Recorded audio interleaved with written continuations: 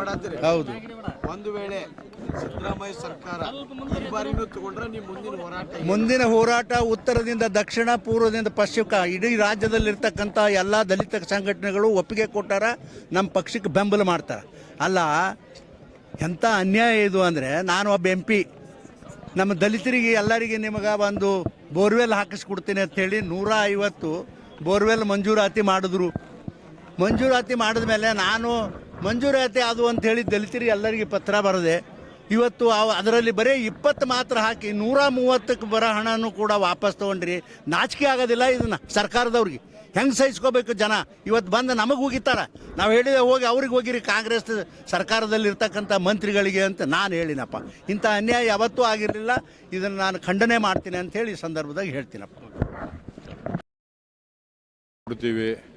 ಇವತ್ತು ಕಾಂಗ್ರೆಸ್ ರಾಜ್ಯ ಸರ್ಕಾರ ನಮ್ಮ ದಲಿತರಿಗೆ ಸತತವಾಗಿ ಅನ್ಯಾಯ ಮಾಡ್ತಾ ಇದೆ. 2023 ಮೇ ತಿಂಗಳಿನ ಸರ್ಕಾರ ಕಾಂಗ್ರೆಸ್ ಸರ್ಕಾರ ಬಂದ ಮೇಲೆ ನಮ್ಮ ಫಂಡು, ನಮಗೆ ಬರುವ ಫಂಡು ಪೂರ್ತಿ ಡೈವರ್ಟ್ ಮಾಡಿ ಅದನ್ನು ಬೇರೆ ಸ್ಕೀಮಿಗೆ, ಗ್ಯಾರಂಟಿ ಸ್ಕೀಮಿಗೆ ಉಪಯೋಗ ಮಾಡ್ತಾ ಇದ್ದಾರೆ. ನಾವು ಗ್ಯಾರಂಟಿ ಸ್ಕೀಮ್ ಬಗ್ಗೆ ವಿರೋಧ ಅಲ್ಲ, ಅವ್ರು ಬೇಕಾದ್ರೆ ಮಾಡಲಿ, ಆದರೆ ನಮ್ಮ ಫಂಡ್ ಯಾಕೆ, ನಮ್ಮ SCP TSP ಫಂಡ್ ಯಾಕೆ ಯೂಸ್ ಮಾಡಬೇಕು? ಬೇರೆ ಫಂಡ್ಗಳು ಅವ, BC fund, minority development fund, ಬೇರೆ ಡಿಪೆಂಡ್ ಫಂಡ್ ಅವ. ಅದು ಬಿಟ್ಟು ನಮ್ಮ ಫಂಡಿಗೆ ಅವರು ಮಿಸ್ಯೂಸ್ ಮಾಡ್ತಾ ಇದ್ದಾರೆ.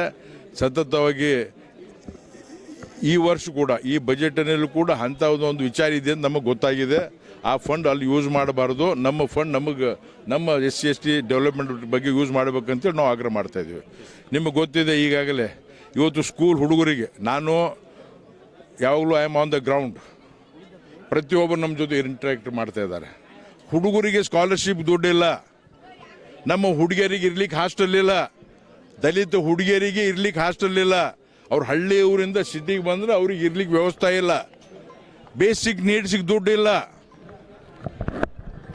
ಒಂದು ಬೋರ್ವೆಲ್ ಹೊಡಿಲಿಕ್ಕೆ ದುಡ್ಡಿಲ್ಲ, ಮನೆ ಕಟ್ಟಲಿಕ್ಕೆ ದುಡ್ಡಿಲ್ಲ. ನಮ್ಮ ಹಳೆ ಸ್ಕೀಮ್ಗಳು ಚೇಂಜ್ ಮಾಡಿ ಇವತ್ತು ಯಾವುದು ಡೆವಲಪ್ಮೆಂಟ್ ಆಗ್ತಾ ಇಲ್ಲ. ಅದನ್ನು ನಾವು ವಿರೋಧ ಮಾಡ್ತಾ ಇದ್ದೀವಿ, ಖಂಡಿಸ್ತಾ ಇದ್ದೀವಿ. ಸರ್ಕಾರ